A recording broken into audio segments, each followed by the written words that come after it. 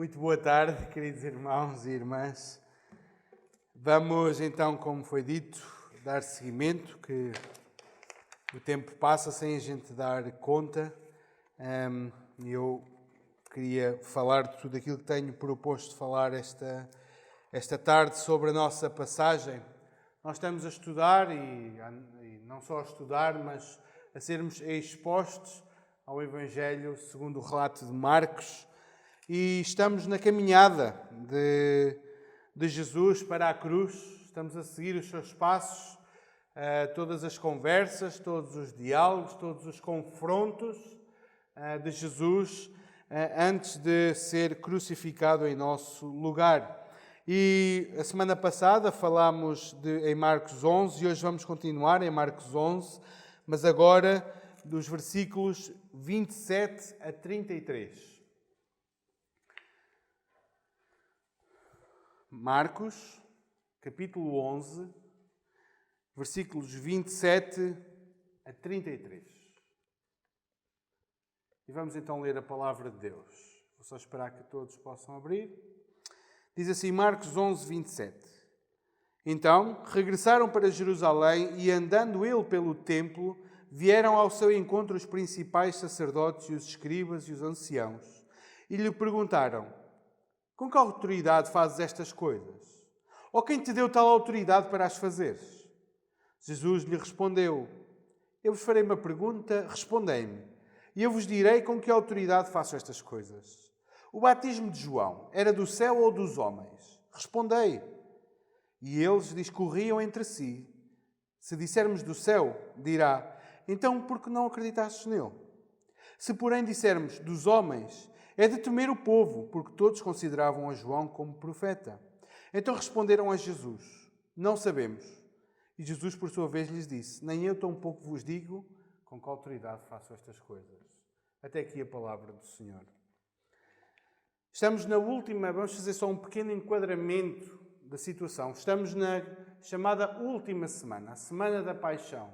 No mundo cristão, na cristandade em geral, é celebrado o domingo de Ramos e depois temos aquela última semana e depois temos a sexta-feira de Páscoa, onde celebramos a Páscoa. Ora, nós vimos a entrada de Jesus em Jerusalém, que é o tal domingo de Ramos, que celebra a entrada de Jesus em Jerusalém. E a partir de agora, isto aconteceu no início do capítulo 11, esta entrada. Depois vimos a purificação do templo em Jerusalém, onde Jesus desmascara a incredulidade dos líderes religiosos, desmascara a podridão da religião, que pegaram nas coisas sagradas que eram do Senhor e a transformaram num negócio para proveito próprio. E Jesus vai purificar o templo, vai mostrar como estes homens, apesar de religiosos, estavam tão perdidos como os publicanos e os pecadores. Eles tinham transformado as coisas de Deus em negócios de homens. E Jesus não tolerou aquilo por causa do zelo que ele tinha pelas coisas do Pai. Jesus purificou porque o templo estava transformado num armazém de vendas. Havia até corredores no pátio dos gentios que, em vez de serem para os gentios lá estarem a adorar, eram utilizados como lugar para as pessoas venderem a sua mercadoria e fazerem transações para dentro da cidade. E Jesus mostra como aqueles líderes religiosos tinham transformado a casa de Deus, aquilo que é sagrado, aquilo que o Senhor consagrou para ele, como algo tão ruim como um local de venda, de negócio e de proveito próprio. Isto aconteceu na segunda, quando também Jesus, a ir para Betânia, quando se purificou do templo, ele foi para Betânia e amaldiçoou uma figueira que aparentava dar fruto, mas não deu fruto algum, não tinha fruto nenhum. E estamos agora na terça-feira, no dia da semana, terça-feira, e vai ser o dia mais longo que nós temos aqui narrado. Ele vai começar do capítulo 11, do verso 20, e vai até ao capítulo 14, versículo 2. Toda esta passagem está na terça-feira. Tudo isto acontece numa terça-feira. E reparem como Jesus está no clímax. É como se estivéssemos a ver um filme e estamos a atingir o clímax da cena. E Jesus aqui, ele está a preparar todas as coisas para que no momento certo ele seja crucificado. Não antes, nem depois, mas no tempo certo. E Jesus está a preparar e está a começar aquilo que o Samuel Lúria diz que ele veio para meter o dedo na ferida. Em alguns foi para sarar, mas neste caso foi para fazer doer. E ele veio tocar naquilo que eram os problemas da religião e da religiosidade naquele tempo. E então Jesus tem este primeiro confronto acerca da sua autoridade. Jesus depois conta uma parábola no capítulo 12 acerca da rejeição daqueles lavradores, que está a falar dos religiosos. E depois há 3 grupos principais que vão confrontar Jesus. E cada um na sua área de especialidade. Reparem, por exemplo, no capítulo 12, Jesus vai ser confrontado com fariseus e herodianos. Fariseus não toleravam o governo romano e herodianos apoiavam o governo romano. E os dois juntaram-se para fazer uma cilada a Jesus. É preciso pagar imposto ou não? Depois vêm os saduceus, que só criam na Torá. Não acreditavam em anjos, não acreditavam em ressurreição, não acreditavam em nada disso. E perguntam, então e a mulher que se casou várias vezes, qual deles vai ser o marido na ressurreição? E depois vem um escriba, um intérprete da lei, e vai também tocar na sua área de interesse. Qual é o maior mandamento? E Jesus vai responder a todos estes, e agora vai ele contra-argumentar, vai ele falar, e depois no capítulo 13, já ao final do dia, Jesus dá aquele que é o sermão escatológico. Vai explicar aos seus discípulos sobre o fim das coisas. Irmãos, tudo isto acontece na terça-feira. Numa terça-feira. Na última terça-feira, antes do Senhor ir à cruz. Então diz no nosso texto que a autoridade de Jesus é questionada. A autoridade de Jesus é questionada. Diz, então regressaram para Jerusalém. Vinham de Betânia. Foi o lugar onde o Senhor Jesus e os discípulos pernoitavam entre um dia e outro. E eles vinham para Jerusalém e andando pelo templo, e templo não significa a parte do Santo dos Santos ou o lugar santíssimo, significa o pátio, porque se bem se lembram, Jesus não era da tribo de Levi, não podia andar dentro do templo. Jesus andava na parte exterior, como todos os outros judeus. Ele andava no complexo do templo, num dos pórticos, e diz no outro texto que ele estava a ensinar. E enquanto ensinava, então veio um grupo, vieram ao seu encontro os principais sacerdotes, os escribas e os anciãos, os responsáveis pelo sinédrio, os responsáveis religiosos. E eles fazem uma pergunta a Jesus. Com que autoridade fazes estas coisas? Ou quem te deu tal autoridade para as fazeres? Que coisas são estas? Bem, podemos entender a entrada em Jerusalém, mas principalmente aquilo que aconteceu no dia antes, a purificação do templo. E Jesus tinha exposto de tal maneira o engano deles, a falsidade da piedade deles, que eles agora vinham tirar conta de Jesus e diziam, quem é que te deu a autoridade para vires para aqui fazer estas coisas no templo? Quem te deu esta autoridade? Eles fazem esta pergunta não para saberem genuinamente quem tinha dado a autoridade, mas para apanharem Jesus. Jesus, se respondeste, esta autoridade é de Deus, foi o Pai que me deu. Eles, imediatamente naquela hora, tinham prendido, acusado de blasfémia e tinha sido preso mais cedo do que era suposto. Se Jesus dissesse, esta autoridade é dos homens, é minha, ele teria sido totalmente desacreditado naquela hora e posto de lado.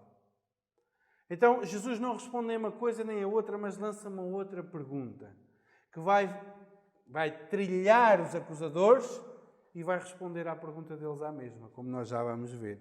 Irmãos, a questão da autoridade de Jesus é algo importante no Evangelho de Mateus. Nós temos vindo a estudar a autoridade de Jesus. Marcos tem este propósito de mostrar que Jesus é de facto o Filho de Deus pela autoridade que ele tem. Só para relembrar alguns casos. A autoridade de Jesus em chamar os discípulos. Ele chamou e eles vieram. A autoridade de Jesus sobre os demónios. A autoridade de Jesus sobre a doença. A autoridade de Jesus sobre os elementos da natureza, andando sobre o mar, multiplicando pão e peixes. A autoridade de Jesus sobre a morte, ressuscitando a filha de Jairo.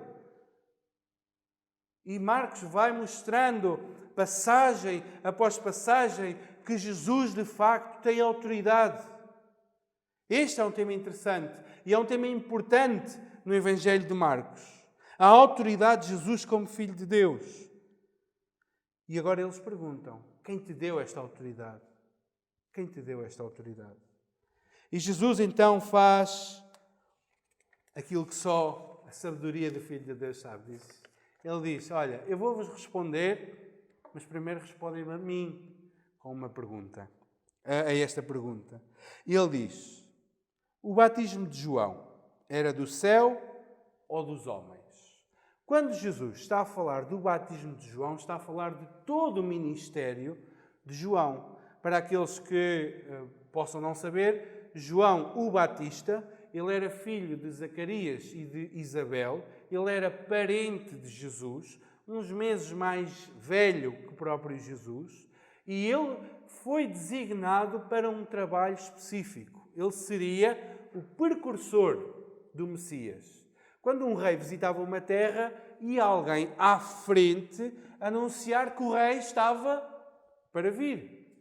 E era este o trabalho de João Batista, era exatamente vir antes do Messias, para quê? Para anunciar e preparar o caminho, neste caso os corações das pessoas, para receberem o Messias, o rei que viria. E ele batizava as pessoas, o batismo para arrependimento. Ele conclamava as pessoas para que se arrependessem, para que confessassem os seus pecados, para que pusessem a sua vida em ordem, porque o rei estava a vir e o seu reino estava a vir. Este era o trabalho de João Batista. Este era o ministério de João Batista. Preparar o caminho e o coração das pessoas para a chegada do rei. E João Batista não fez outra coisa senão apontar para Jesus. Ele diz: eis o Cordeiro de Deus que tira o pecado do mundo. Aquele que vem após mim é maior do que eu, é mais poderoso do que eu. Eu batizo com água, ele batiza com o Espírito Santo. Ele é tão mais sublime do que eu não sou digno de desatar-lhe as correias das alparcas das suas sandálias. Ele diz: eu não sou o noivo, eu sou o amigo do noivo. E eu alegro-me em ver que aqueles que me seguiam deixaram-me de me seguir e estão a segui-lo a ele, porque convém que ele cresça e que eu diminua. Este era o trabalho de João Batista, anunciar a chegada do rei e apontar para o rei. Foi este o ministério. E Jesus diz: o batismo de João era do céu ou dos homens? E eles sabem que são trilhados. Porque eles próprios reconhecem. Eles dizem: se dissermos do céu, então Jesus dirá: tá, se vocês sabem que o batismo, que o ministério de João vinha de Deus, por que é que não acreditastes nele? Não é? Se eles próprios reconheciam que era de Deus, por que é que não creram no batismo de João? E eles ficariam numa encruzilhada. Então, eles também disseram: mas se dissermos dos homens, se dissermos que o batismo ou o ministério de João não tinha validade nenhuma de Deus e era uma coisa dos homens, criada por homens, é de temer o povo, porque o povo tinha João Batista em alta consideração, reconhecia-o como um profeta e o povo iria apedrejá-los. Então eles não podiam dizer nem que era de Deus, porque iriam estar a reconhecer e a validar o ministério de João. E lembremos uma coisa, reparem como Jesus, com esta pergunta, Jesus não está a desviar o assunto, mas está a penetrar dentro do assunto. Porque ele está a dizer: vocês não reconheceram o batismo de João, não reconheceram o ministério de João, porque se tivessem reconhecido, teriam reconhecido o meu ministério também. Se reconhecessem de onde veio a autoridade de João, reconheciam também a minha autoridade. Mas como recusaram o precursor, recusam agora também o rei. Então eles respondem, para não, nem uma coisa nem outra, eles dizem, não sabemos. Não sabemos. E Jesus, por sua vez, lhes disse, nem eu tampouco vos digo. Jesus entende aqui, não é o facto de eles não saberem, é não quererem responder. É não quererem responder. Esta é a grande questão. Eles não queriam assumir o seu erro. Eles não queriam assumir a verdade que estava diante deles. Então eles dizem, não sabemos. E Jesus diz, ok, então também eu não vos digo. Porque vocês não querem a dizer. Então também eu não vos digo quem me deu esta autoridade. Queridos irmãos, Jesus denunciou que a pergunta deles não era para descobrir a verdade, era para confronto, era para apanhar Jesus numa cilada. E os únicos apanhados aqui foram eles mesmos. Na sua própria sabedoria, que Deus transforma a sabedoria dos homens em loucura. Foi assim que aconteceu com estes. Eles iam cheios com uma pergunta para trilhar Jesus e saíram eles mesmos trilhados. Caíram na própria armadilha que eles tinham montado. Ficou claro, irmãos, aqui que estes líderes religiosos, eles não cumpriam o seu cargo. Primeiro, não cumpriram o seu cargo porque tinham transformado o próprio templo num covil de ladrões, de salteadores. E agora não cumpriam o seu cargo porque eles não guardavam a verdade de Deus. Reparem numa coisa. Eles tinham a autoridade e tinham o dever de questionar Jesus sobre se essa autoridade dele era do céu ou não. De onde é que ele alegava tais coisas. Eles tinham a autoridade de questionar qualquer um que se advogasse, que se intitulasse de Messias. Eles deveriam proteger o templo e o povo de Deus. A questão é que eles tornaram-se incapazes de reconhecer a verdade quando ela veio até eles. Então eles falharam também nesse propósito. Jesus mostrou que eles não estavam preocupados com a verdade, mas em manter o seu posto. Mesmo com a verdade diante deles, de quem era Jesus, eles amavam mais o seu posto do que a verdade de Deus. Jesus está na caminhada para a cruz e nesta última semana ele é mais incisivo que nunca. Ele vai fazer as coisas e as conversas que vai ter de maneira a que a intenção para o matar cresça. Os irmãos estão recordados no verso 18 que após a purificação do templo, o que é que diz no verso 18? E os principais sacerdotes e escribas ouviam falar estas coisas e procuravam um modo de lhe tirar a vida. E esta pergunta vem nesse sentido. Ter uma oportunidade para apanhar Jesus e tirar-lhe a vida. E Jesus, ele vai espetando a faca, mas não muito depressa, para que as coisas aconteçam a seu tempo. Ele vai sendo cada vez mais incisivo em denunciar o erro de cada grupo, de cada classe religiosa. Irmãos, qual é o problema de fundo nesta passagem?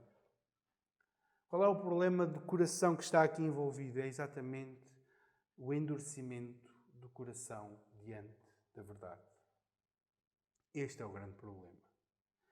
Este é o problema daqueles que estão diante da verdade. Eles estão a perceber que aquilo é verdade e ainda assim endurecem o seu coração e desprezam por causa da sua própria vida. Irmãos, Romanos 1, verso 19 até 20, até 28, olha a verdade, diz que os homens têm o testemunho de Deus pelas coisas criadas. Há um testemunho que torna todos os homens indesculpáveis, mas o homem tornou-se nulo, rejeitou a verdade, endureceu o seu coração diante da verdade. E o que aconteceu com estes saduceus, com estes escribas, com estes fariseus, foi estarem diante da pessoa bendita de Jesus Cristo, estarem diante do Filho de Deus, diante de provas irrefutáveis de que Ele é o Filho de Deus, por causa das maravilhas que Ele já tinha feito. Mas eles amavam tanto o seu posto que preferiram calar Jesus do que reconhecer a verdade. Este é um problema, e este é o problema de hoje, muitas vezes. As pessoas, nós falamos de Jesus Cristo, falamos do Evangelho, falamos da necessidade de salvação, falamos que somos pecadores, e as pessoas reconhecem que têm falhas, que têm pecado, reconhecem que precisam de alguma coisa. E quando nós dizemos essa coisa é arrependimento e fé, as pessoas de algum modo até podem aceitar isso, mas sabem o que é que acontece? Na maioria das vezes elas endurecem o seu coração. Porquê? Porque há pecados que são tão amados, há coisas que são tão deliciosas, há um posto, há uma postura a manter. Então elas sabem que aquilo é verdade, mas elas endurecem o seu coração e rejeitam aquilo, porque elas amam demais a sua vida.